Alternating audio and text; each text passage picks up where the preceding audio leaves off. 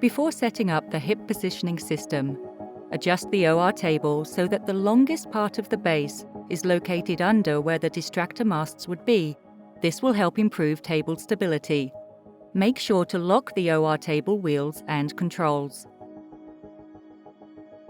Wheel in the storage cart. Slide the rail clamps off the storage cart and attach to the OR table rails. Slide the clamps to the end of the table rails. Take the supine table attachment and slide it into the clamps until the table attachment touches the end of the OR table. Tighten the rail clamp knobs until the supine table attachment is securely attached to the OR table.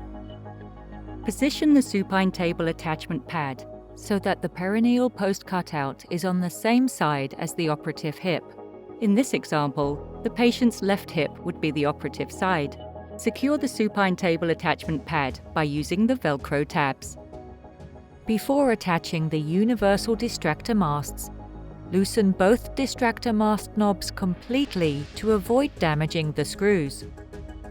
Remove one of the universal distractor masts from the storage cart and attach it to the supine table attachment.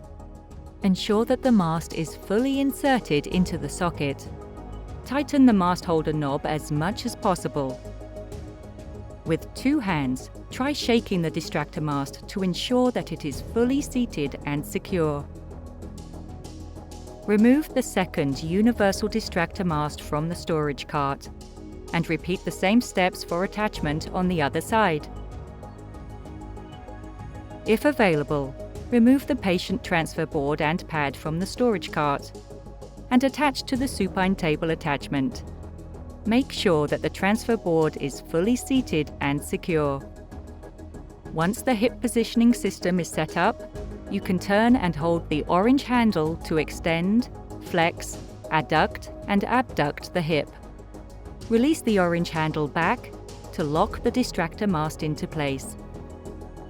Loosen the knob on the active heel traction boot to internally or externally rotate the foot. Tighten the knob to lock the boot in the desired position. You can remove each active heel traction boot if needed during the case by using the white Quick Disconnect button. Slide the boot over the connection slot to reconnect the boot to the hip positioning system. To adjust gross traction, loosen the sliding carriage knob and place both hands on the handles to pull the sliding carriage. Once in the desired position, tighten the knob. Before the patient is brought into the OR, use the fine distraction crank to position the operative boots as close to the patient as possible. This will ensure that a maximum range of traction is available during the procedure. To prepare the active heel traction boot, make sure that there is enough slack in all 3 straps. To loosen the center strap, use the release button on both sides.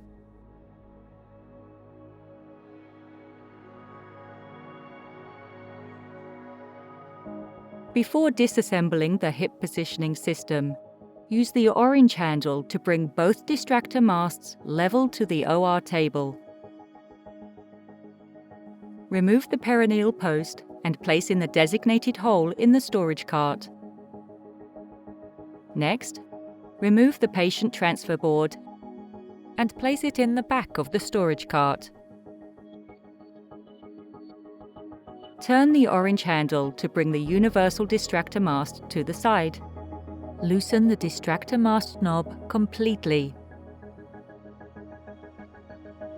Remove the mast and place it in the storage cart with the boot facing out. Repeat on the other side.